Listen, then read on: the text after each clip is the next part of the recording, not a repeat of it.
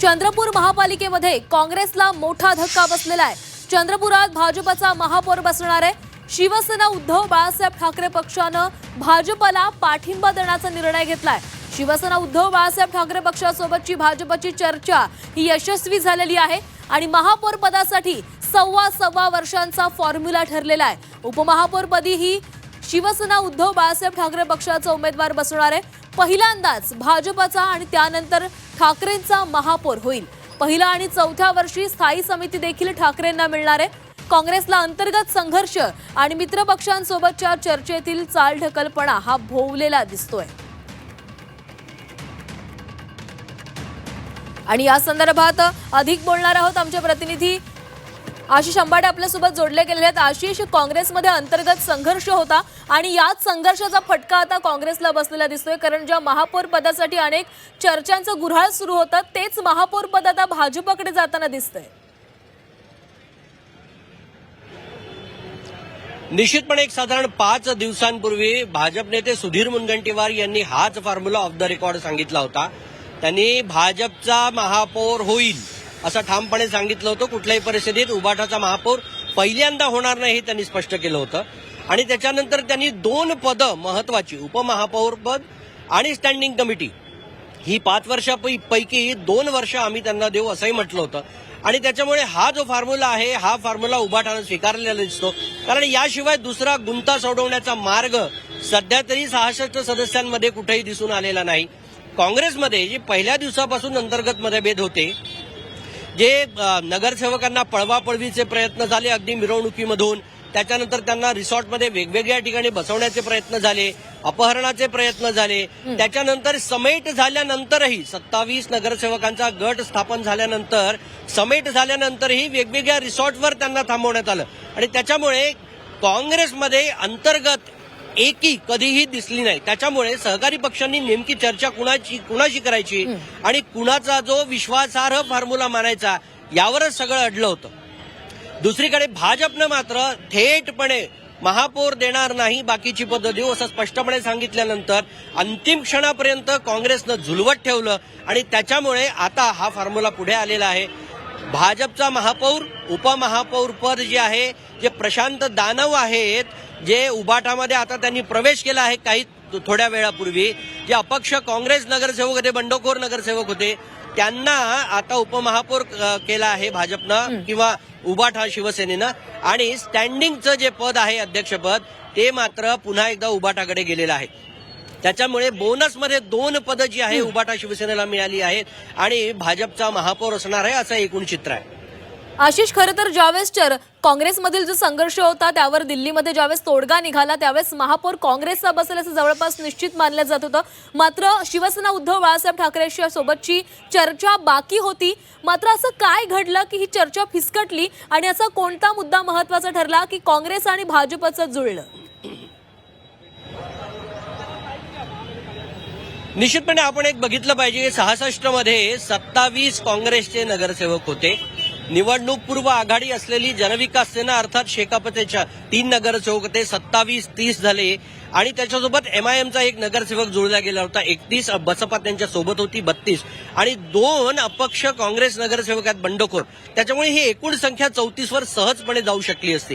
मात्र गटांतर्गत जो वर्चस्वाचा वाद होता तो वर्चस्वाचा वाद कधीही काँग्रेस बहुमतात आहे याचं समाधान देऊन गेलेलं आहे।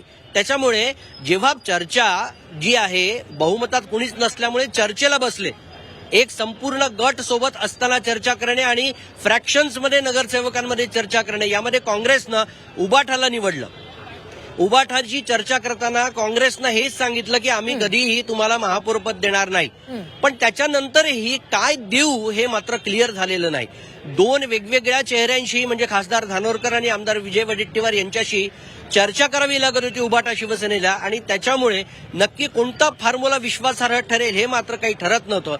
दुसरीकडे सुधीर मुनगंटीवारांच्या मार्गदर्शनामध्ये किशोर जोरगेवार इथं असताना आणि भाजपची आमदारांची मोठी फळी असताना भाजपनं एकमुखी चेहरा ठेवला आणि आपला फॉर्म्युला सतत कायम ठेवला आणि मला असं वाटतं जी एकी होती भाजपची ती एकी आणि विश्वासार्ह फॉर्म्युला यातून हे सूत्र पुढे आलं। नक्कीच आशिष, काही वेळासाठी मी तुम्हाला थांबवतेय। किशोर जोरगेवार यांनी या संदर्भात काय प्रतिक्रिया दिली होती ती ऐकूया।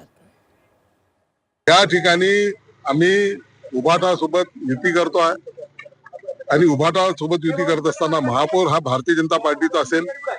संगीता राजेंद्र खांडेकर या आमच्या ज्यांच्या नावाने काल आम्ही व्हीप काढला गटनेते शेखरजी शेट्टी यांनी, तो त्या महापौराचे उमेदवार असतील आणि बाकीचं जे स्टँडिंगचे वगैरे विषय आहे ते सगळे या ठिकाणी चर्चा करणार. आमच्यासोबत दोन पुन्हा जे हे आहेत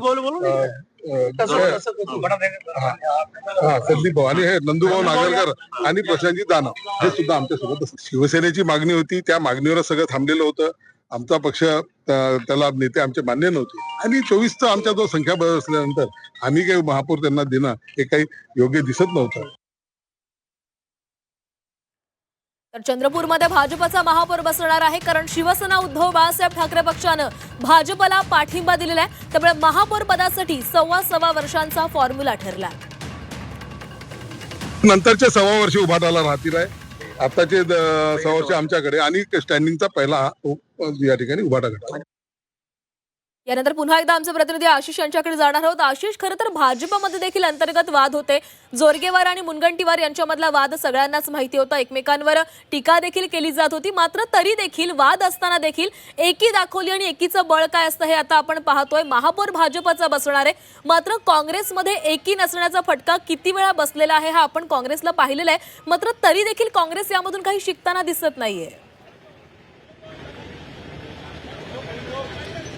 निश्चितपणे आपण बघितलं की महापालिका निवडणुका जेव्हापासून सुरुवात झाली तेव्हापासून अगदी भाजपमध्ये मोठे मतभेद, म्हणजे उमेदवारीचं वाटप, एबी फॉर्मचं वाटप, त्याच्यानंतर प्रचार सभा, निवडून आल्यानंतर नगरसेवक कोण कुणाचे, कोण कुणाला पाडलं याच्या संदर्भातही मोठी चर्चा झाली. अगदी कालपर्यंत महापौर पदाचा जो दुसरा उमेदवार जोरगेवार गटानं सारिका संदूरकर यांच्या रूपात उभा केला होता त्याची कुठलीही चर्चा मुनगंटीवार गट किंवा श्रेष्ठीने झाली नाही. याबाबतही वादविवाद झाले.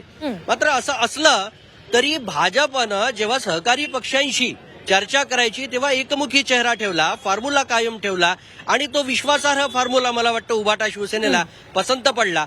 एकच पद घेण्यापेक्षा नामधारी स्टँडिंग जे महापालिकांमध्ये अत्यंत महत्वाचं पद मानलं जातं, निधी, योजना आणि एकूणच कामकाजाबाबत, ते आता उभाटा शिवसेनेला मिळणार आहे.